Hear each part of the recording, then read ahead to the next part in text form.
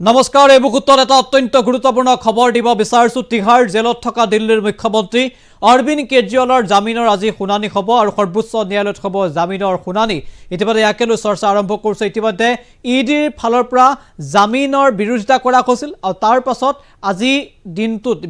খণ্ড বিচাৰপীঠত শুনানি আছে আৰু এই শুনানিতে হয়তো সকলোৱে আশা কৰিছে যে দিল্লীৰ মুখ্যমন্ত্ৰী গৰাকীয়ে জামিন লাভ কৰিব জামিনক লৈ শুনানি আৰু এই খবৰক লৈ দেশৰ সংবাদ মাধ্যমত ব্যাপক চৰ্চা আৰম্ভ হৈছে সবিশেষ এই মুহূৰ্তত এনিটক্সৰ দৰ্শকৰ বাবে লৈ আহিছো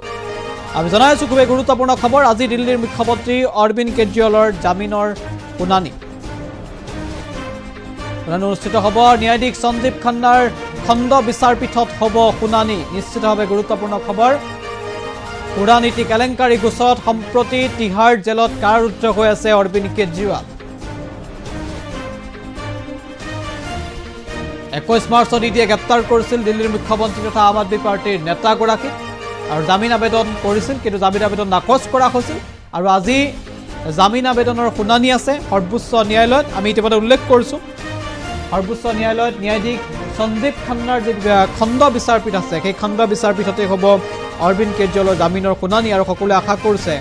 যে আজিৰ দিনটোত জামিন লাভ কৰিব দিল্লীৰ মুখ্যমন্ত্ৰীগৰাকীয়ে সেই আশা সকলোৱে কৰা পৰিলক্ষিত হৈছে কাৰণ ইতিমধ্যে 21 মাৰ্চত গ্ৰেপ্তাৰ কৰা হৈছিল ইডিৰ ফালৰ পৰা সুৰানীতি কেলেংকাৰী গোচৰত অৰবিন্দ কেজৰিৱালক গ্ৰেপ্তাৰ কৰিছিল আৰু তাৰ পিছত অৰবিন্দ কেজৰিৱালৰ জামিন সন্দৰ্ভত ইতিমধ্যে চৰ্চা চলিছিল জামিন আবেদন নাকচ কৰা হৈছিল আৰু আজি পুনৰ জামিন আবেদনৰ শুনানি আছে এয়া আমি ইতিমধ্যে উল্লেখ কৰিছোঁ জাষ্টিছ সঞ্জীৱ খান্না আৰু দীপাংকৰ দত্তৰ যে খণ্ড বিচাৰপীঠ আছে সেই খণ্ড বিচাৰপীঠতে হ'ব শুনানি আৰু ইতিমধ্যে ইডিয়ে নতুনকৈ এফিডেভিট দাখিল কৰি অৰবিন্দ কেজৰিৱালৰ জামিনৰ তীব্ৰ বিৰোধিতা কৰা পৰিলক্ষিত হৈছে ইতিমধ্যে অৰবিন্দ কেজৰিৱালৰ ফালৰ পৰা জনোৱা হৈছিল যে নিৰ্বাচন চলি আছে লোকসভা নিৰ্বাচন সেই নিৰ্বাচনৰ প্ৰচাৰ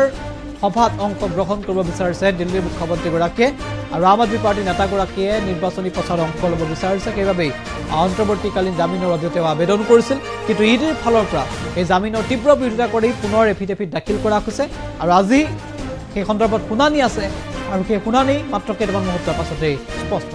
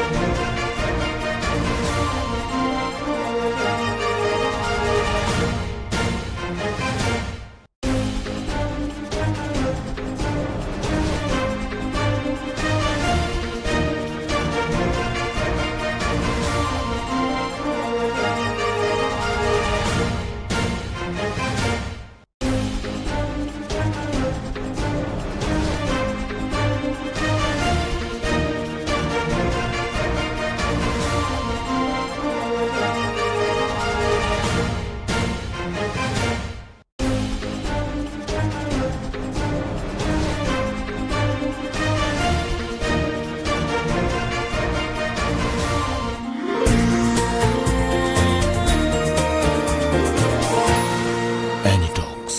সুতৰ বিপৰীতে ৰাইজৰ স্বাৰ্থ।